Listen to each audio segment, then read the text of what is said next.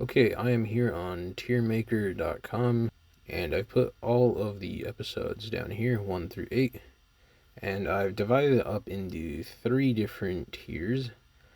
The map was awesome. I would play it again. It was great. The map is worth a play, like if you want to just get through the story, like sure, but it was still kind of, missing. It had room for improvement. And lastly, I probably wouldn't play the map again. Okay, so we're going to start in order from episode 1, work our way down to episode 8. Episode 1 was Sam and Danny Break the World. Well, it was free, and, it was still kind of like fun and sort of adventurous. We went on the motorcycle. That was fun. We had to kind of avoid the red panels because those would, slow you down. It had some combat as well, and we had to find the three what were they called, like the pieces that went into the item frames. I forgot what the pieces were called, but it had like a variety of things. It wasn't just like one thing, and alongside that it was free, like I said. So I think it was a great map. I would play it again. All right, episode 2 was Sam and Danny Go to Space. This one, I feel like it was worth a play. The combat was nice, but it was also too easy in my opinion. Like the aliens, the Gorgonzolas is what they were called. They only dealt, I think it was like half a heart of damage, so it didn't feel, too challenging. Like it was very easy to, kill them all, not die yourself. But it did have you like running around the space station. There was a little bit of parkour involved. I remember that when we had to get the I forgot what exactly was in the chests, but I think they were like wires. Yeah, we had to get wires to like repair the station. But in my opinion, I just felt like it was still missing a little something. So I'm gonna put it in the map is worth a play. Okay, episode 3, Sam and Danny Ghost Hunters. Or, well, what I like to call it is Ghost Busters, like the movie. So this map felt like it had the potential to be something good, but I don't know, I think it wasn't all that great compared to the other 7 episodes. Well, first of all, it was very short. If I remember right, the entire dialogue, the whole script could fit on the like one Minecraft like chat. Like how when too many messages go through chat, some of them start to get deleted the more you scroll up. Yeah, so the whole script could fit into that like one thing. It was fairly short. And I'm just gonna say I think it was kind of boring. Like the ghosts were supposed to be the hard part, but they didn't fight back or anything. They were just very passive. And in my opinion, it would have made sense for them to actually fight back because if you paid attention to the dialogue in that episode, Gregory Groundskeeper had said that the ghosts were, kind of like angry, agitated. So it would make sense that they would show this like hostile, aggressive behavior towards 2 people and plus Orby entering their home. And since they wouldn't fight back at all, it was just, there was no risk involved. There was no challenge. You had like unlimited shots with your bow to shoot them. And the section before that, actually, it was finding the lost souls that were in like the woods or like the forest area. Which again, that part wasn't too challenging. It was literally just following the arrow, telling you exactly where to go. And then once you got there, you would go on to the next point and do the same thing again. I don't know, this episode felt like it was there to sort of, I guess, build lore or, progress the story through dialogue. But in terms of like action, it just wasn't there, so I don't think I would play this one again. Episode 4, Sam and Danny Walk the Plank. So this one, I know I've said it before, and I'll say it again. I have a bias towards like pirate stuff. I think it's just awesome. I don't know, something about it. I've seen like all the Pirates of the Caribbean movies and I love them all. So if I just put all that aside, I think this map was also lacking something. So it definitely did have some like cool aspects to it that really made it feel, I don't know, like immersive, like you were really there in like a pirate map. Captain Blockbeard had you swab the poop deck, like as if you were actually a new pirate that was recruited to his crew. And then we had the sea shanty, which again, I was a big fan of that. It was, I think, very catchy. And then after that, after, we stole the chest from Blackbeard, the map just became go from point A to point B to point C and so on. There were no, like, enemies along the way or anything while we were doing that. And it was just kind of like sort of exploring the pirate island. I forgot the name of it. I believe it was called Port Plunder. Yeah, I think it was Port Plunder. And we did get to look at all the various pirate NPCs, which is cool and all. But again, like none of them talk or anything. You can't interact with. Not all of them, just the ones that were essential to the story.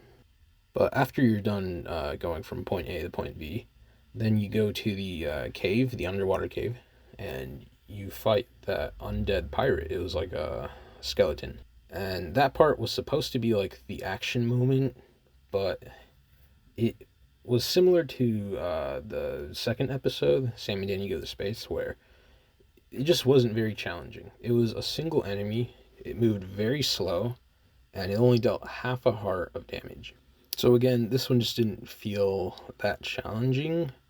So I'm going to put this one in. I probably wouldn't play it again. I know it kind of hurts putting it in here because I really like pirate stuff, but if I put those biases aside, like objectively looking at it, I think that this map could have done a little bit better, but I'm going to put it above the Ghost Hunters episode. I think I would prefer to play this one over Ghost Hunters. Okay, we are halfway done through the tier list, so moving on to episode 5. Sam and Danni, Outlaws of the West. So, similar to the pirate episode, Sam and Danni, Outlaws of the West, I think I did a good job at, making it feel like an immersive experience. Like you were actually in a western town and there were bandits, harassing the people of the town. The map did also have you roping in some bandits as they were, causing the trouble. I remember that Danny wanted us to get drinks, and we had to go to, the saloon. And then, of course, let's not forget Shelly, the cow that wears shoes and a hat. I think that was just, a fun, silly little idea that Blockception had to put, a cow that wears shoes and a hat. And I don't know, it worked because it's Sam and Danny. All these adventures are kind of wacky. I think that my biggest critique for this particular episode, again, would have to be the combat. So, if I'm remembering right, this map was the only one out of all of the maps where the enemies actually wouldn't deal any damage. They would hit you, you would take the knockback, but you wouldn't actually take any damage. So your health would remain at 10 hearts the whole time. And I might be sounding a little bit like a broken record at this point, but again, it just removes the challenge. It's not as challenging. There's no risk if you can just take as many hits as you want from the bandits and just hit back, and then they actually do take damage while you don't. Jonesy, on the other hand, which is kind of like the boss for this episode, he actually did deal damage. It was only half a heart, though, which, again, I think is kind of low for a boss. I think that because the bandits came in a very large group, I forgot exactly how many, I think there were 7 or 8 of them at once. I think if they all dealt half a heart of damage, that would have been better because you're facing them in a horde, right? So while individually they're not as intimidating, because they came in a group, I think if they had actually dealt even half a heart of damage, it would have felt a little bit more challenging because you can get swarmed easily, right? And I could see the player potentially losing quite a bit of health, especially because if I remember right as well, I think they were also pretty fast enemies. And then when you got to Jonesy, since he's the bigger guy, he should be a lot stronger. He's kind of the boss for this episode. I think when you got to him, if he had dealt maybe 1 heart to 1.5 hearts of damage per hit, that would have felt a little bit more better, more challenging. but still not like absurdly difficult. But this episode did have some nice variety. I mean, at first we did help. What was his name? Farmer. The farmer who had the cow, Shelly. Yeah, him. I think it started with a C. It was like no, an S. Seamus. That's what his name was. Yeah, Seamus. I'm like 90% sure his name was Farmer Seamus. So anyway, first we did help Seamus get his cow back, and then we went in the town. So that was kind of like find the objective. The objective was Shelly, and then go to the town, and then the town part was kind of point A to point B. Like first we went to the bank, and then to the sheriff's office. And then after that, then we went into the mine, right? And that was different. Like we actually had to do some mining. And then after that, we went to go lasso all the bandits that were in the town. So you see, I think that this map had some nice variety. I just think it should have been a little bit more challenging. So for that, I'll put it in this tier right here. And I'm not sure if I want to put it here or right in front of the space episode or here. I honestly think that they're pretty like well tied almost. We'll just put it for here, but they're very close to each other, I'd say. Now for episode 6, Sam and Danny Adventures in the East, or was it of the East? I don't know, I think it was in the East. Anyway, Sam and Danny Adventures in the East, whatever. This map was great. It had a little bit of find the objective at the start with all the crates. You know, we were in that village, and we knew that all the crates were within the village, so we just had to kind of look for them. And then after that, we had the 3 trials, of course, which were sort of their own little unique mini challenges, almost kind of like puzzles. And then after that, we got equipped with a katana and some throwing stars, but I called them ninja stars, let's be real, they were ninja stars. And that funnels in pretty nicely to the next thing that I want to talk about this map, and that was the combat. The combat in this map was great. I really wish that some of the other episodes, like Sam and Danny Go to Space and Outlaws of the West, I really wish that those maps kind of had the same combat that this one had, at least in terms of difficulty. Blockception, I think this is how you make a good map with good combat. You had a variety of enemies that kind of did different things when attacking you. You had the ninjas that moved, pretty slow, but they dealt more of a punch to you. Or they had more health. I can't remember if they actually hit harder or if they were just healthier enemies. But you had those, right? And then you had the ones that were a lot faster, so, they can kind of zigzag around you, make it harder for you to hit them. But they were less healthy, so they would die sooner. And then you had the third type of ninjas, which were the ones that dealt that withering effect to you if you got hit by their sword. So those kind of made you want to be on your toes around them so that you don't accidentally get hit by them and then get the withering effect, which is just extra damage to your character. And then they actually dealt some damage to you. It wasn't like the Gorgonzolas that only did half a heart. It wasn't like the Outlaws that did no damage but knockback. They actually dealt like a heart, maybe a heart and a half per hit. So you really did kind of want to be careful around them. You didn't want to let your guard down and they can easily swarm you and kill you. But we did also have the ninja stars. Yes, I'm calling them ninja stars instead of throwing stars. We had those to kind of help balance the difficulty on our end, the player's end. We had a projectile that dealt damage. It worked similarly to snowballs, where you would throw it, it would kind of arc down, but it would actually deal damage. So you had the option to go maybe medium to long range, and then close quarters combat with your katana. In my opinion, this map was a 10 out of 10 in the Sam and Danny series, and I'm going to put it in awesome map. I'd play it again. Okay, last 2 episodes to go. So, episode 7, Sam and Danny, ready, set, action.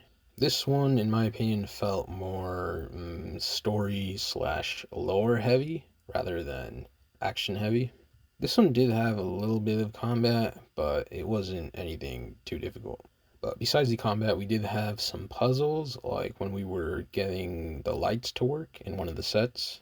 So I was a big fan of those, because, puzzles are always nice in an adventure map. But besides that, similar to Sam Danni Walk the Plank, I felt like this map was just point A to point B. We did have that cart though, I remember that, so that did make it feel a little bit better than like the pirate one where we had to do everything on foot. But for the most part, we did just have to run around, do the director's jobs that he gave us, and help out the people on set. It's mostly puzzles, but there was, like I said, there was a little bit of combat, like when we had to fight Blockbeard's crabs and Jonesy's cows. But I don't think they were all that difficult. I can't remember if they actually dealt damage. I think they dealt like half a heart maybe, which I wish they had dealt a little more, even like a full heart per hit. But this episode was the one where we did get like confirmation that there was something going on with Danni when she was possessed. We had that one line that was spoken by possessed Danni and not just Danni. And it was also kind of nice to revisit some of our past adventures, but I wish it had been maybe a little bit more long. If I'm remembering right, I don't think we went to visit all of our past adventures. I think the ones that we did kind of see a little bit of was the Ghost Hunters, Sam Danni Walk the Plank, and Outlaws of the West. I don't think that we really saw the space episode or the ninja episode. Maybe if they had added segments that involved those maps, that would have been cool. Because the map did feel rather short. Not as short as Ghost Hunters maybe, but maybe close to that. So I think that I'm going to put this one at the top of I probably wouldn't play it again. So I know this tier is literally called I probably wouldn't play it again, but like if I did have to play these 3 maps again, it would be in this order. So Ready, Set, Action first, then Walk the Plank, and then Ghost Hunters would be the last one.